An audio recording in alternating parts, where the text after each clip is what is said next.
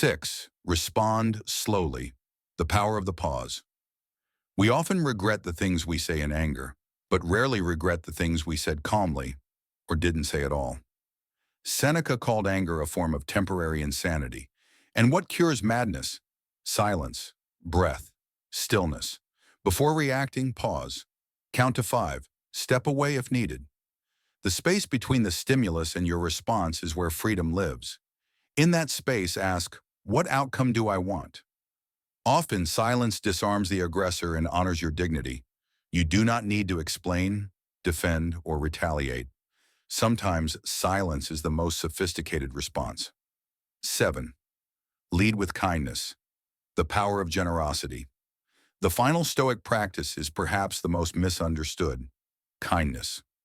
Stoicism isn't about being cold or indifferent. It's about being emotionally sovereign. And when you're not ruled by offense or ego, you are free to act from love. Forgiveness, patience, small acts of generosity. These are not signs of weakness. They are evidence of strength. Kindness doesn't mean becoming a doormat. It means rising above offense and choosing your values even when others don't. When you help someone without needing recognition, when you forgive someone without needing an apology, you demonstrate not just emotional mastery, but moral clarity. Conclusion: the calm within the storm life will test you. People will challenge you. There will be misunderstandings, slights, failures, and loss. But within you lies a stillness that no insult can shake, a clarity no chaos can cloud. The Stoics didn't promise ease, they promised dignity. They didn't teach us to feel less, but to feel deeply, with direction. If you want to live unbothered, accept what is, judge less, control what's yours, let go of what's not. Understand your emotions, respond, don't react, and let kindness lead. This is not about becoming robotic, it's about becoming unshakable. As Marcus Aurelius wrote, you have power over your mind, not outside events. Realize this, and you will find strength. May you walk through the world lighter, freer, and more grounded. No longer ruled by the chaos around you, but led by the peace within you. 3. Let go of control. Focus on what's yours. How much energy have we wasted trying to control what we cannot? Other people's behavior, the weather, traffic, politics, aging, outcomes, these lie outside our domain. Epictetus wrote, "Some things are up to us and some are not. The key to serenity is knowing the difference. If you try to row upstream forever, you'll exhaust yourself. But if you accept the current and steer wisely, you'll go farther with less strain." Your power lies in your response, always. You can choose calm over chaos, truth over reaction. When we cling to control, we suffer. When we focus on our reactions, we thrive. Accept imperfection. Stop demanding flawless lives. One of the quiet sources of our suffering is our inability to accept flaws in others, in ourselves, and in life. We want smooth days, seamless relationships, and instant results. But real life is cracked, uneven, and beautifully unfinished. A Stoic does not demand perfection from a world that was never designed to be perfect. Instead, they adapt. They build endurance in the face of imperfection. When you stop expecting others to finally get it, or for life to stop throwing curveballs, you grow stronger. You meet messiness with grace. And when you give yourself the same mercy, when you accept your stumbles and contradictions with honesty instead of shame, you build a foundation of lasting peace. 5. Own your emotions, reclaim your power. No one can make you angry, said Epictetus, unless you allow it. At first, this sounds naive. Of course, people's words or actions upset us. But what the Stoics are pointing to is a deeper truth. Our feelings arise from our interpretations, not from events themselves. You might feel insulted by a comment, but another person might laugh it off. The comment didn't change. Your story about it did. This is why journaling is such a powerful Stoic practice. When you write down what triggered you and why, you begin to see your emotional patterns. And once you see them, you can shift them. You are not a puppet of your feelings. You're the observer of them. And from that place of awareness, you can choose a better way.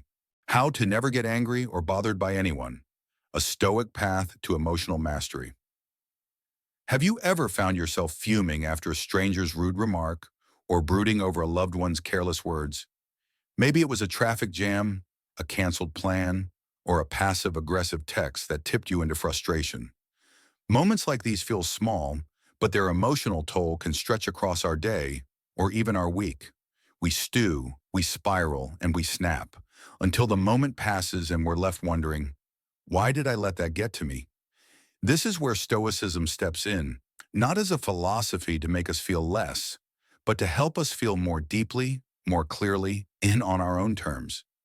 Born from the wisdom of ancient thinkers like Marcus Aurelius, Seneca, and Epictetus, Stoicism teaches us that the world will always be chaotic, but we don't have to be. We can master our responses even when we can't control the circumstances. Below are 7 Stoic principles that offer a real, practical path to emotional resilience, a way to never let others ruin your day again. 1. Willing. Acceptance. Embrace what is the first step toward emotional mastery is learning to accept reality without resistance. Marcus Aurelius once wrote, "The impediment to action advances action. What stands in the way becomes the way." In other words, what interrupts your plans may actually strengthen your character, if you allow it to. Willing acceptance isn't passive surrender. It's a powerful reframe. Instead of railing against delays, disappointments, or discomfort, ask yourself, how can I use this? You're stuck in traffic. Listen to a podcast that teaches you something. Someone cancels plans. Enjoy the sudden solitude. Resisting what already is only multiplies our suffering.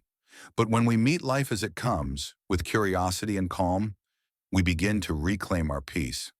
Life will not always be easy, but it doesn't need to be. What it must be is accepted. 2. Stop judging others. Liberate your mind. The moment we stop evaluating everyone's behavior, tone, choices, or morals is the moment we begin to breathe more freely. Judging others keeps us entangled in unnecessary emotional drama. We believe we're protecting ourselves with critical thinking, but often we're simply burdening ourselves with negativity. Seneca reminded us, you want to be less angry? Then stop demanding the world be perfect. Judgment is a form of expectation. We assume others should think like us, drive like us, care like us, and when they don't, we feel wronged. But their actions are not ours to shape. Instead, try this. When someone frustrates you, assume they're doing their best with what they have. Maybe that rude coworker is carrying grief. Maybe the impatient driver is rushing to someone in need. Compassion does not mean agreement. It means liberation from inner tension. The fewer judgments we hold, the lighter we walk through the world.